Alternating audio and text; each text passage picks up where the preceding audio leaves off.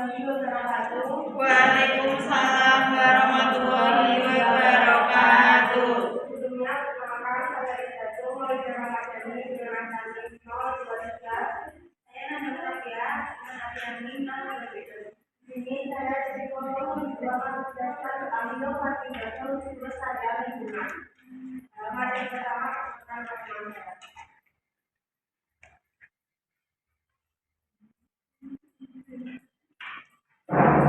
Di sini saya akan menjelaskan konsep dasar inovasi lingkungan.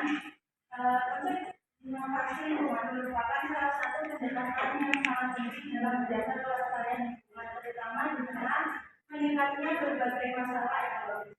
Jadi inovasi ini tidak hanya sekedar menghadirkan hal baru, tetapi juga memiliki nilai guna yang tinggi serta memberikan dampak yang positif.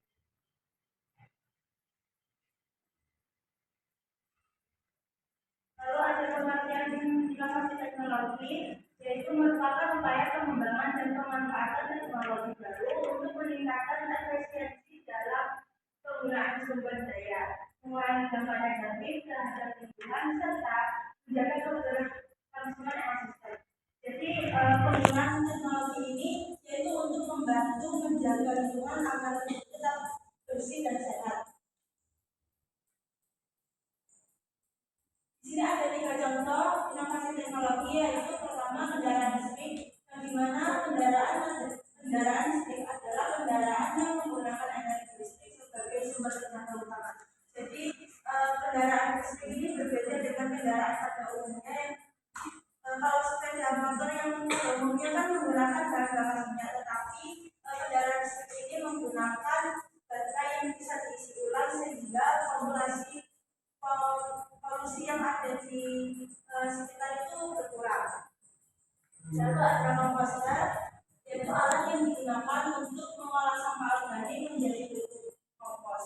Jadi Kirim pertanyaanmu. yang selanjutnya adalah pengertian inovasi sosial. Inovasi sosial didefinisikan sebagai proses penerapan gagasan baru yang melibatkan kolaborasi antar aktor yang berbeda. Jadi inovasi sosial ini adalah cara baru yang dilakukan bersama-sama oleh masyarakat untuk memecahkan masalah.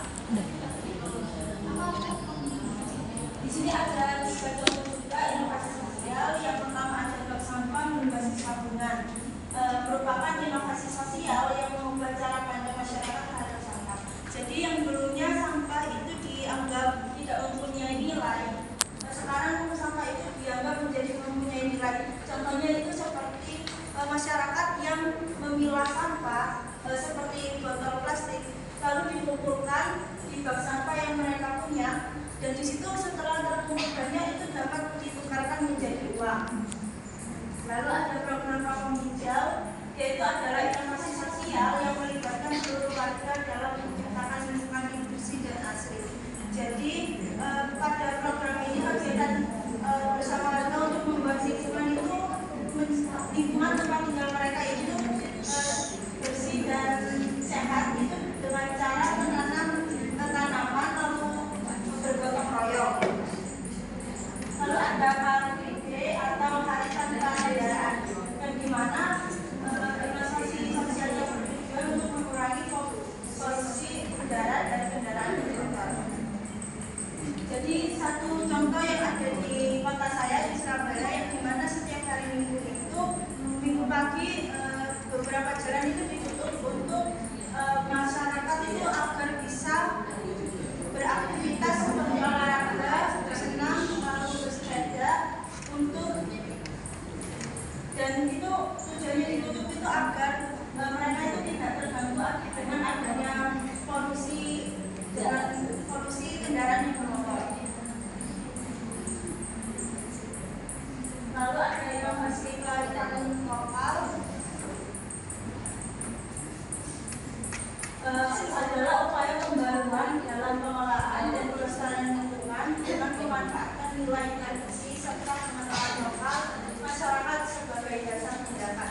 Jadi ini adalah cara baru dalam menjaga dan mengelola dengan memanfaatkan nilai-nilai tradisi yang sudah diterapkan. Di sini ada 3 contoh inovasi kearifan lokal. Yang pertama ada gotong royong membersihkan lingkungan, merupakan tradisi masyarakat Indonesia yang dilakukan secara bersama-sama untuk menjaga kebersihan lingkungan. Jadi mungkin teman-teman juga bakalan tidak asing dengan ucapan gotong royong ini karena sudah pastinya diterapkan dan pernah dilakukan di tempat tinggal kalian, di mana semua masyarakat itu, semua warga itu bersama-sama membersihkan lingkungan yang ditinggali. Lalu ada pemanfaatan daun pisang sebagai pembungkus. Di sini daun pisang ini dapat menggantikan penggunaan plastik sehingga tidak mencemari lingkungan.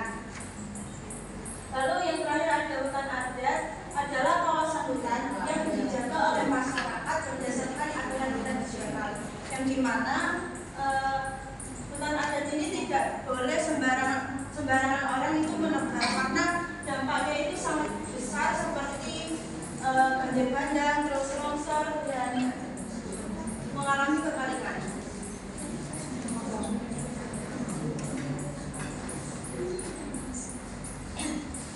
Dan selanjutnya ada contoh-contoh penerapan inovasi lingkungan, yaitu pengelolaan sampah dan sampah daur ulang. Pengelolaan sampah sendiri itu yang berarti pengumpulan, pengangkutan, pengolahan, mendaur dari material sampah. Jadi dengan namanya pengelolaan sampah, sampah tidak hanya berhenti di suatu TPA tempat pembuangan yang pertama, tapi sampah itu diolah lagi, mana yang masih bisa digunakan atau mana yang sudah tidak bisa digunakan atau benar-benar sudah ada di TPA akhir. Nah, pertama itu pada nomor 18 tahun 2008 satu pengelolaan sampah berubah. Pengelolaan sampah bagaimana diatur dalam pasal 145 dengan kegiatan sistematis menyeluruh berkesinambungan dan meliputi pengurangan dan penanganan sampah. Jadi pengelolaan sampah ini itu diharapkan dapat mengurangi sampah yang ada di TPA, bukan hanya berhenti di TPA tapi diolah lagi mana yang bisa diolah. Nah, salah satu pengelolaan sampah diantaranya yaitu bank sampah.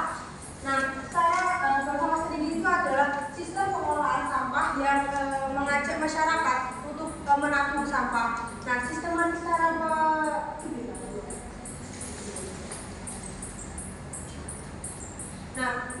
caranya itu yang pertama yaitu pemilihan sampah rumah tangga. Jadi caranya kita setelah bank sampah itu kita pilih dulu sampah organik dan anorganiknya. Habis itu sampah yang masih bisa diolah, nah nanti kita akan ke penyegelan sampah terbang. Nah di sana nanti akan ada penimbangan.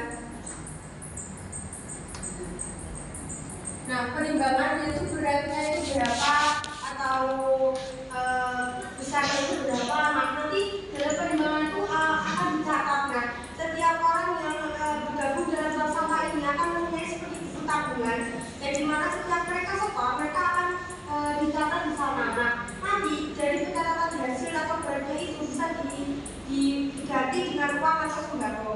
Nah selanjutnya itu sampah-sampah yang disetor ke sana akan diangkut, akan diangkut dan diproses mana yang masih bisa diproses dan sudah tidak bisa diproses. Nah, yang selanjutnya adalah daur ulang sampah, yaitu adalah pengelolaan sampah yang kedua, yaitu dengan mendaur ulang sebuah sampah. Nah, bukan hanya berarti di sebuah TPA saja, tapi sampah itu didaur ulang lagi, yang dimana bisa digunakan oleh produk baru atau didaur ulang menjadi produk yang sama, namun dengan material yang baru. Nah, daur ulang sampah ini memiliki beberapa manfaat yang signifikan. Pertama, yaitu daur ulang sampah dapat membantu mengurangi jumlah sampah yang dikirim ke tempat pembuangan akhir, sehingga mengurangi pencemaran tanah, air, dan udara. Jadi sampah-sampah yang ada di TPA itu akan dikurangi dengan pendaur ulangan sampah, kayak contohnya botol bisa didaur ulang sebagai kayak galon nilai mineral itu kan sekali pakai itu bisa digunakan kembali sebagai pot atau bisa diolah kembali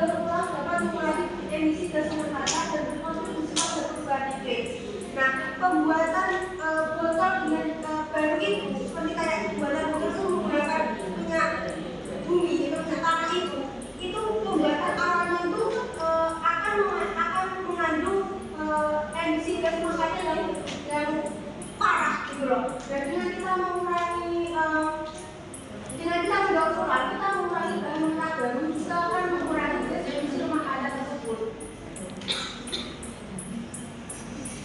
Nah, selanjutnya ada produk ramah lingkungan merupakan barang atau jasa yang dirancang atau diproduksi dengan pertimbangan dampaknya terhadap kelestarian lingkungan.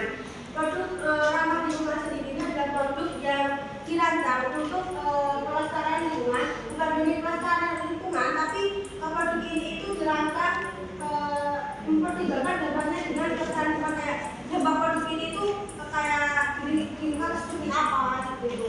Terus menurut Ahad, green produk atau produk ramah lingkungan merupakan produk yang didesain untuk memaksimalkan kegiatan lingkungan, bisa bekerja ramah lingkungan dan memungkinkan daur ulang.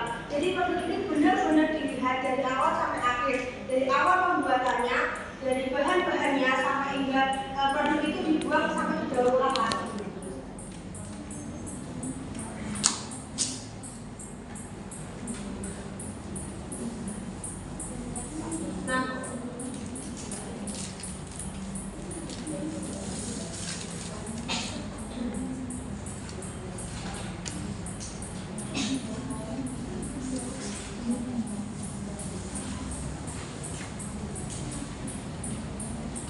Produk ramah lingkungan ini adalah yang pertama, menurut dari tahun 2024, produk ramah lingkungan juga memiliki beberapa manfaat, yaitu pengurangan jejak karbon.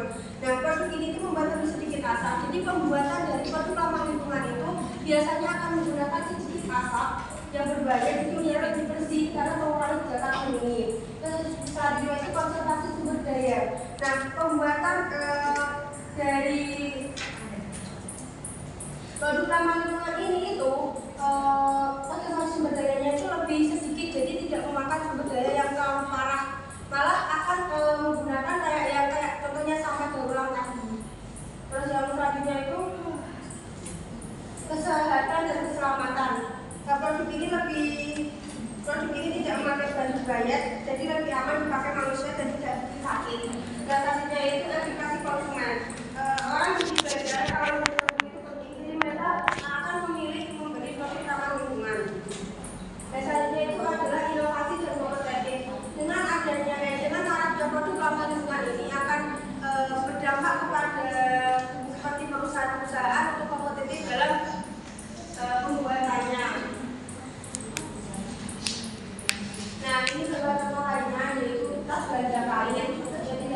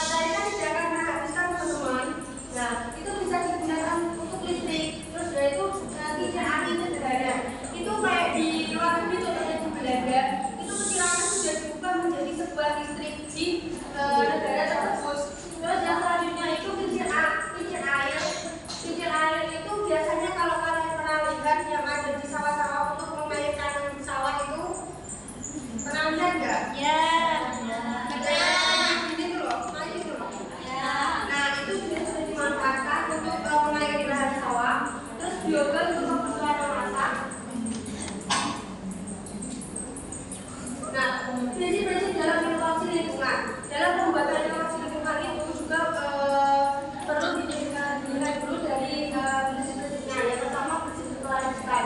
Pengelolaan lingkungan hidup yang berkelanjutan dapat dimaknai sebagai upaya pengelolaan sumber daya alam secara bijaksana untuk memenuhi kebutuhan masa kini tanpa mengurangi kemampuan dari generasi mendatang dalam memenuhi kebutuhannya.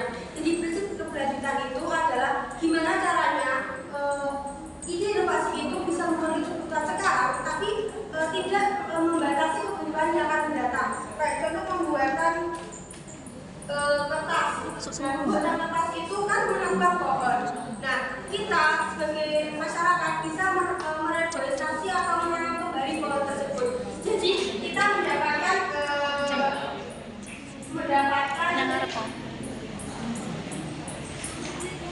kebutuhan sekarang, tapi tanpa merusak kebutuhan yang akan mendatang.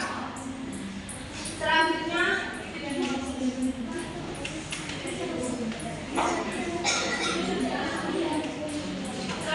yaitu menurut pemahaman di 2018 dalam sesi 3, maka prinsip berkelanjutan dalam pengelolaan lingkungan itu dapat dijelaskan sebagai berikut. A, yaitu cara berpikir integratif. Artinya kita berpikir mengenai alam manusia yang kehidupan sosial secara berkelanjutan melakukan pembangunan. Nah, mana prinsip berkelanjutan ini kita bisa melihat dulu hubungan antara alam manusia dan lingkungan sosial secara keseluruhan sebelum melakukan pembangunan. Apakah pembangunan ini akan berdampak sama Farah sama Wira kata Mbak itu malah merugikan semuanya. Dan selanjutnya berorientasi jangka panjang.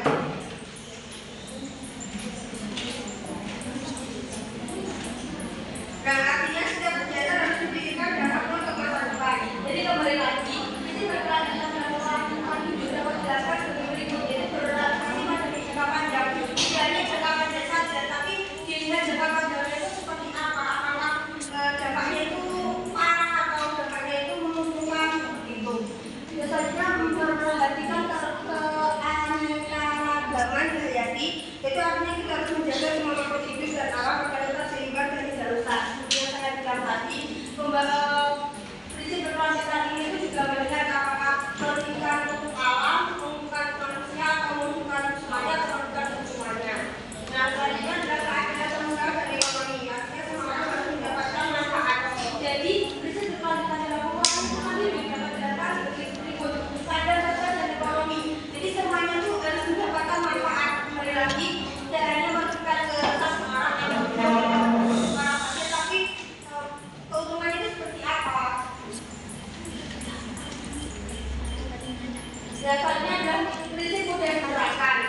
Prinsip mudah diterapkan merupakan salah satu aspek penting dalam inovasi lingkungan yang menekankan bahwa solusi yang dibuat harus sederhana, praktis, dan dilaksanakan oleh masyarakat tanpa memerlukan biaya besar maupun teknologi yang rumit.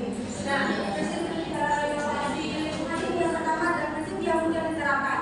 Jadi, masyarakat ini mudah menerapkan prinsip tersebut, tidak terlalu sulit dan tidak membebani masyarakat atau luas kita. Jadi masyarakat itu bisa dengan mudah menerapkan inovasi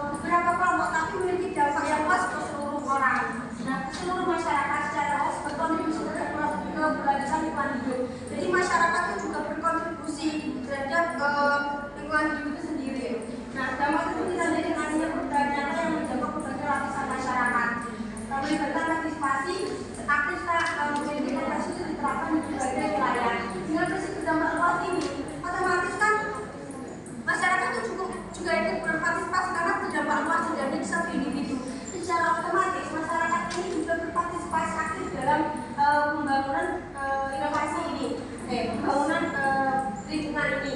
Nah, prinsip berdampak luas ini juga bisa seharusnya mudah diterapkan di berbagai wilayah. Nah, seperti ini memberikan dampak signifikan, yaitu dapat terjadikan dari sumber perubahan nyata yang bisa mengurangi kerusakan alam, yaitu dapat diukur. Perubahan ini itu harus bisa diukur apakah bisa dinilai berhasil atau tidak, apakah ini berhasil atau tidak. Dasarnya bersifat berkelanjutan, bukan hanya pada waktu itu saja, tapi berkelanjutan lagi seperti yang saya jelaskan itu. Bermanfaat juga tidak merugikan pada masa depan. Selanjutnya dapat diterapkan secara luas. Nah, prinsip-prinsip inovasi berdampak luas ini bisa diterapkan secara luas, yang masih bukan menjadi satu individu, tapi di masyarakat menyeluruh, sehingga masyarakat juga ikut berkontribusi dalam inovasi ini, yaitu mudah dikembangkan. Inovasi ini mudah dikembangkan dan tidak sulit.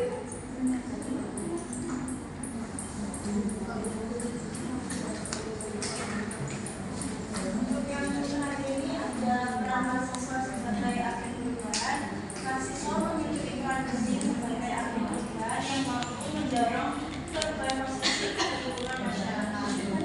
Jadi peran mahasiswa itu tidak hanya kuliah, tetapi juga ikut berperan membantu masyarakat, dan mereka itu mahasiswa itu bisa menyampaikan aspirasi ke pemerintah, terus peduli terhadap lingkungan dan ikut kegiatan sosial. Dengan begitu mahasiswa itu diharapkan bisa memberi solusi, terus bersikap aktif dan menjadi generasi yang bertanggung jawab terhadap masalah sosial dan lingkungan.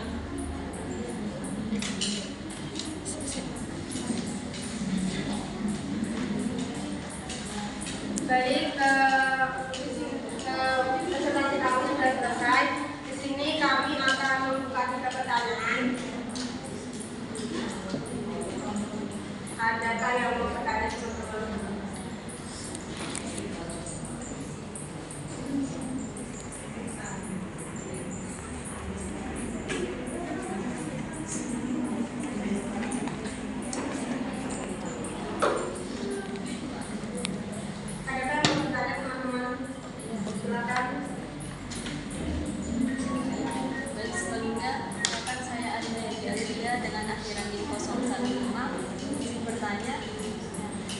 Setiap daerah itu kan kebanyakan itu pasti mengalami masalah lingkungan. Nah, kira-kira di daerah materi sendiri apakah masalah lingkungan?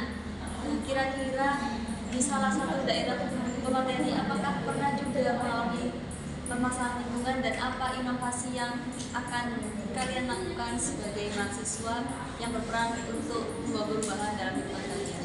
Terima kasih.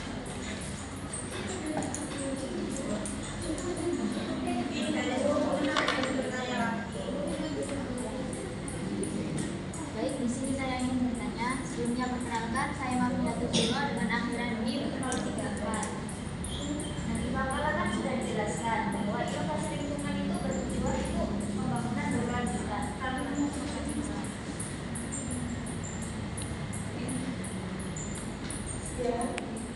Di sini saya ingin bertanya, bagaimana cara kalian memastikan bahwa inovasi yang dilakukan saat ini benar-benar adil bagi generasi mendatang?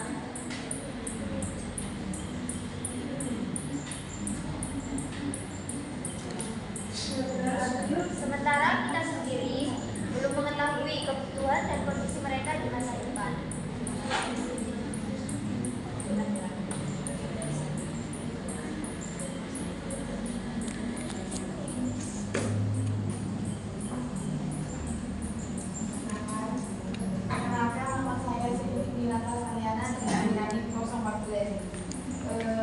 Dari berbagai jenis inovasi lingkungan yang telah Anda jelaskan, teknologi sosial dan kearifan lokal mana yang paling efektif dalam mengatasi permasalahan lingkungan saat ini?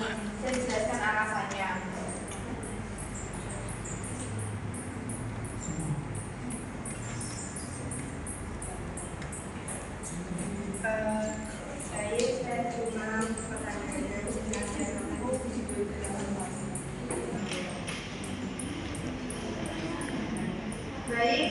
membaca pertanyaan dari Baca, yaitu cara kita memastikan bahwa inovasi ini benar-benar adil sementara kita tidak tahu kebutuhan di masa depan.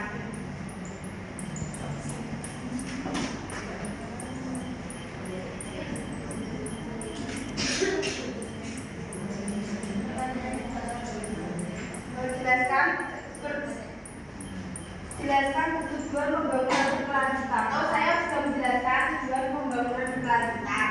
Nah, cara kita memastikan bahwa inovasi ini benar-benar adil sementara kita tidak tahu kebutuhan di masa depan. Nah, saya jawab ya.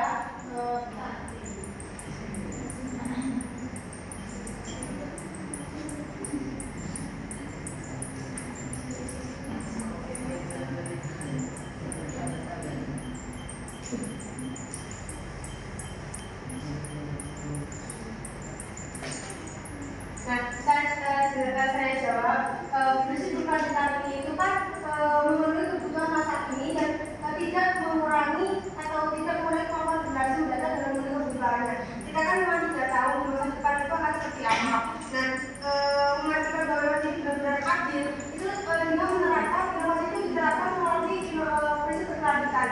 Jadi kita itu bisa memenuhi kebutuhan sekarang ini, tapi kita sudah memastikan akan mendatang itu memastikan yang mendatang itu kebutuhan itu sudah terpenuhi seperti itu.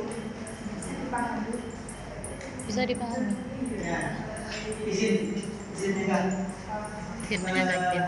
Melihat dari pertanyaan yang disampaikan satu dari Ica, sepertinya jawabannya kurang ini ya, kurang masuk ya. Misalnya yang dipertanyakan adalah inti dari ketika kebutuhan masa kini itu apakah bisa selaras dengan kebutuhan di masa mendatang itu dengan solusi apa? Jadi mungkin kan oke lah, mungkin konteksnya prinsip berkelanjutan. Dan cuman ketika nanti konteksnya tadi selaku dari materi itu menyampaikan perkataan kita tidak tahu apa yang dibutuhkan dari di masa akan datang, seperti itu. Jadi gimana caranya kita tahu untuk kebutuhan itu di masa kini itu sesuai dengan apa yang diinginkan sama di masa yang akan datang, gitu. Jadi contohnya lah katanya. Membantu materi ya. Itu maksud dari naskah. Jadi pertanyaannya bagaimana kita mengetahui bahwasanya di masa depan itu kita sama seperti Iya, selaras lah maksudnya itu. Nah, menurut saya kenapa harus ada inovasi di lingkungan itu? Karena misal bayangkan aja minyak bumi terus digunakan seperti kita nih, motornya menggunakan BBM kan sekarang. Terus minyak bumi di ekspor terus menerus. Menurut Mas Ramzi, berapa tahun kita membutuhkan untuk minyak bumi itu jadi? Membutuhkan 350 tahun kan? Dari tulang-tulang yang ada di hewan-hewan kan? Nah, bayangkan aja kalau nggak ada inovasi yang sepeda motor listrik, terus mobil listrik, terus tetap menggunakan sepeda motor yang BBM ini, 350 tahun kita harus menunggu untuk minyak bumi. Jadi tidak akan digunakan itu motornya. Seperti itu. Kalau menurut saya seperti itu ya, kenapa harus ada inovasi? Iya, udah. Iya. Izin menanggapi. Iya. Sebenarnya poinnya memang ada inovasinya. Benar, inovasinya adalah adanya sistem sepeda listrik, iya. Atau mungkin merubah bahan bakar. Mungkin sekarang yang lagi tren itu sawit katanya yang menjadi bensin katanya ya. Nah itu kan merupakan inovasi. Nah cuma tadi kan yang disampaikan tadi satu materi itu menyampaikan tidak ada perkataan yang contohnya tuh gimana kan. Tadi kan kamu menyampaikan, sekarang ini kenapa harus ada sepeda listrik dengan tujuan kita melihat rupanya itu dia akan di masa akan datang bensin itu ada kemungkinan habis itu. Jadi kan terjawab nih poinnya. Jadi mungkin saya tegaskan tadi lah. Contohnya apa? Maksudnya apa? Mungkin jawab aku sampean. Berarti Mas Nansi ini pengennya contoh lain yang diberikan oleh pemateri. Enggak, cuman ingin tahu aja ketika contohnya dikeluarkan oleh materi bukan dari suatu kami. Dijawab sama kamu. Mungkin ada contoh yang lain. Izin pemateri. Tadi sepertinya sama Iza itu sudah dikasih tahu yang masalah penebangan pohon kan kertas sama tisu tuh dipakai terus. Nah itu kan pakai pohon yang dimana untuk tidak terjadinya banjir di masa akan datang itu dilakukannya penanaman pohon. Tadi Mbak Iza sudah dikasih tahu contohnya di penjelasan yang sebelumnya, yang di jawaban. Berarti Pak presentasi ya? Iya, Nggak perlu jawab ya? Iya, dijelaskan juga. Mungkin ada yang punya garansi dari teman-teman.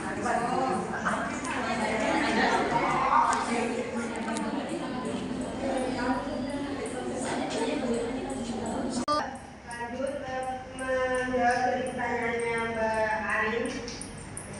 Setiap daerah memiliki kerusakan lingkungan. Menurut daerah saya, apakah pernah merasakan kerusakan lingkungan? Inovasi seperti apa? Gitu kan. Di daerah saya itu yang ada di Mandi itu saya tidak pernah kayak ada kerusakan lingkungan, tapi di tempat saya sekarang ini yaitu di Tegal itu ada banyak sekali contohnya itu kerusakan lingkungan. Yang pertama itu ada banjir, terus sampah menumpuk di TPA itu. Nah, salah satu inovasi yang bisa dilakukan itu yaitu mengadakan bank sampah. Jadi kayak bank sampah itu kayak penampungan sampah. Jadi kayak masyarakat itu kan lebih semangat dalam membuka sampah karena akan menghasilkan uang juga kan ke mereka. Jadi mereka akan memilah sampah yang mana bisa dibagi dua ya, itu diolah kembali. Nah nanti akan dimasukkan ke bank sampah. Nah yang memasukkan ke bank sampah itu nanti juga akan mendapatkan uang. Jadi sama-sama menguntungkan. Apakah ada yang mau menambah atau menyanggah? Sudah cukup. Untuk pertanyaan yang terakhir ada pertanyaan dari Mbak Silvi, yaitu pertanyaannya dari berbagai jenis inovasi lingkungan, teknologi, sosial, dan kearifan lokal, mana yang paling efektif dalam mengatasi permasalahan lingkungan saat ini?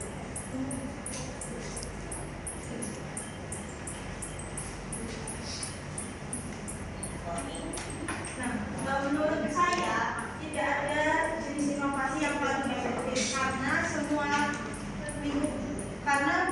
semua masalah lingkungan itu yang paling efektif adalah kombinasi dari tiga inovasi itu, yaitu teknologi, sosial, dan kearifan lokal. Mengapa? Karena teknologi ini membantu memberikan menjawab tidak, menurut saya itu tidak ada inovasi yang paling efektif untuk masalah lingkungan ini karena ketiganya itu berkesinambungan. Nah contohnya alasannya itu yang pertama teknologi itu membantu memberikan solusi cepat dan efisien. Contohnya itu pengolahan sampah dan energi terbarukan. Lalu yang inovasi sosial itu mendorong perubahan perilaku masyarakat agar lebih peduli terhadap lingkungan.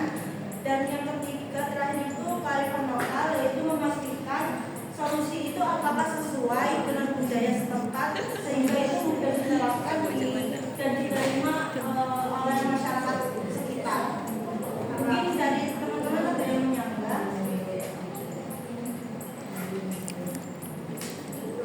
Ya Bapak silakan Mas Ramli.